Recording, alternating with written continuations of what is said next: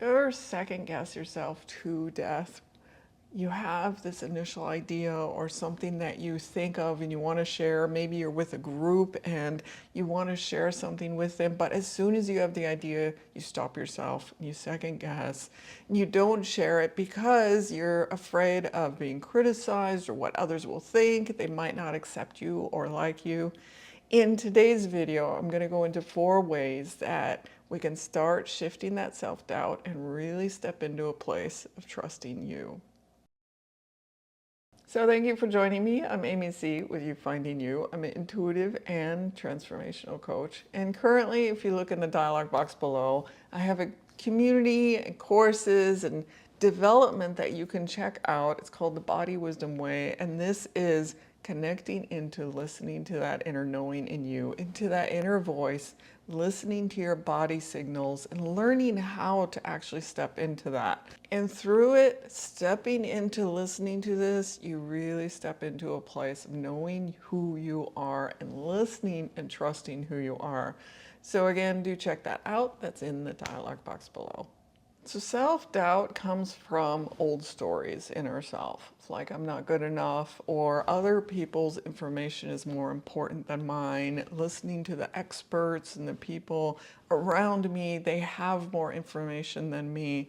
Or it's a fear of not being wrong and needing to be right. So you second guess and you question it.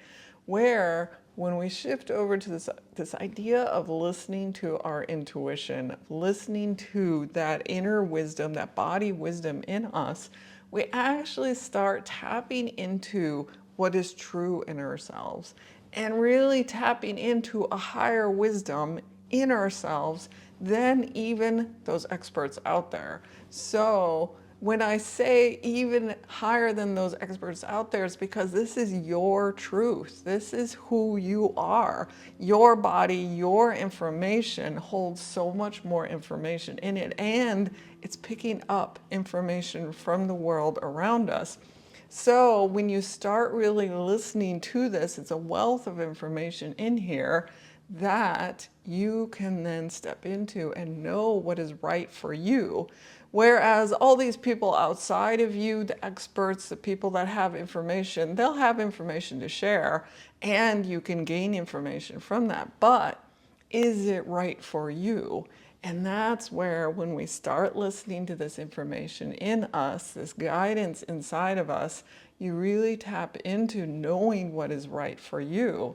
And you gain the people around you, the people that you tracked and can be around also then are attracted to what is right for them.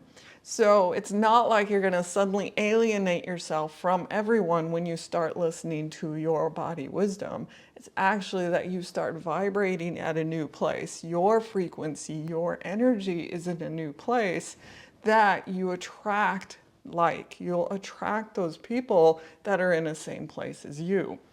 So I share that only because I know there might be questions or doubts of like, yeah, but if I listen to what I want, then people won't like me either. It's like, no, you actually then attract the people that are similar and like you.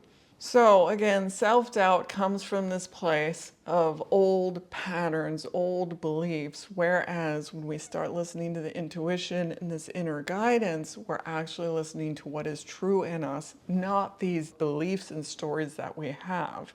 So then how do you actually go from this place of self-doubt to intuition? And that's where these 4 ways are coming in, where you can start tuning into listening to this intuition, this body wisdom. And the first way is body check-ins. And with this body check-in, it's just pausing, like say you want to share something with others, but you're wondering, well, what's going to happen? What are they going to say? Does sharing that feel more expansive in your body?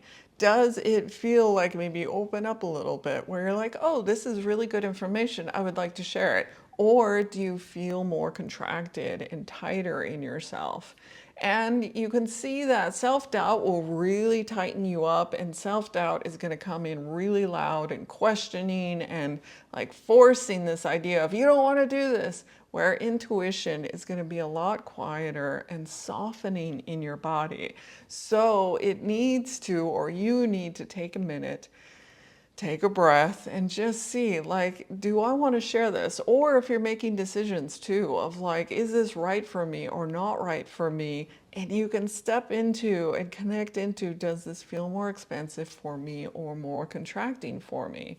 And you can see as well, does this feel like self-doubt or does it feel like intuitive no? And again, the intuition is going to be a lot softer, a lot quieter, where the doubt's going to come in with these fears and concerns, and intuition's not going to come in with the fears and concerns. It comes in as a guidance. And the second way or thing that you can do to look at this is catching the doubt voice. And so you can journal on this. You can sit down and ask yourself, in what ways does that voice come up?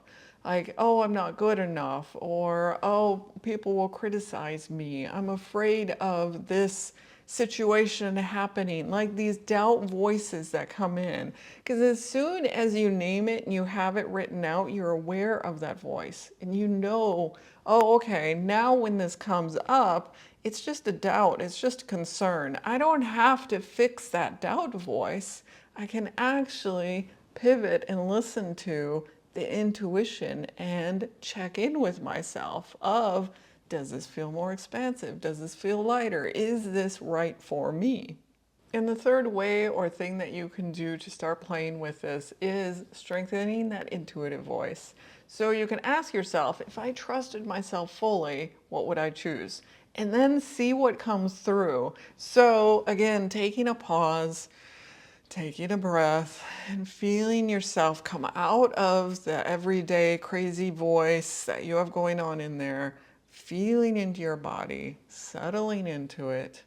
You can notice the surface beneath you, noticing the clothes on your skin, and this is helping you get out of the thoughts, out of the head, and into this place, and then ask yourself, if I fully trusted myself, what would I choose?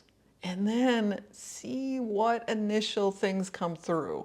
It's the initial things comes through very quick. It's that intuitive hit that kind of comes through right away. It's the self-doubt that then comes in afterwards. So it's listening to that initial voice that comes through. And a lot of times I know for me, I'm like, I don't know about this, and it is my self-doubt then that comes through. It is the self-doubt of like, oh, I just heard something of like, oh, I don't think I can actually do that. So it's listening to that first thing that comes through and really starting to honor it, starting to build up that knowing within you of listening to your inner guidance. And the fourth thing that you can do to build this up and work with trusting your intuition and shifting the self-doubt is starting to do little daily practices of even things of, what am I going to eat, or what clothes am I going to wear today? Listen into your body and ask, does this light me up? Does this feel more open? Does this feel more closed? How does it feel? Does it feel light or heavy? You can see in your body as you notice these little signals that you're listening to the language of your body, and it's listening to, oh, this feels really good for me. Like, what do I want to eat? Going out for lunch today, if I have this choice or that choice, which one feels lighter for me today to choose? And then, do you actually follow through and choose that? Because that is listening to the inner guidance and listening to and following then the steps of what really feels good for you. So self-doubt doesn't have to run your show. It's just old patterns, old conditioning. And again, as you see it, you can pivot into, okay, let me connect within. And your intuition, your inner knowing, this body wisdom is always there. It's just needing to slow down, needing to take a breath and connect within to listen to it. So confidence doesn't come from getting it right. It actually is from listening in and doing it over and over and over. It's like practicing and building up the muscle of listening to your own intuition. So this week, make one small decision by listening to your intuition, by listening to that body wisdom, rather than listening to the self-doubt. And then see how it makes you feel. When you listen to this intuition, the body wisdom, how does it feel? And as you continue to do this more and more, you build up that trust and that knowing inside of you that what you are choosing is what is right for you. So thank you guys for joining me again today. If you are enjoying these videos, do hit that like, share, and subscribe. And I would be curious, do put in the comments below if there's other things about body wisdom and intuition that you would like to hear about. I'd be happy to make more videos for you guys. Thank you again. I'll see you in the next video.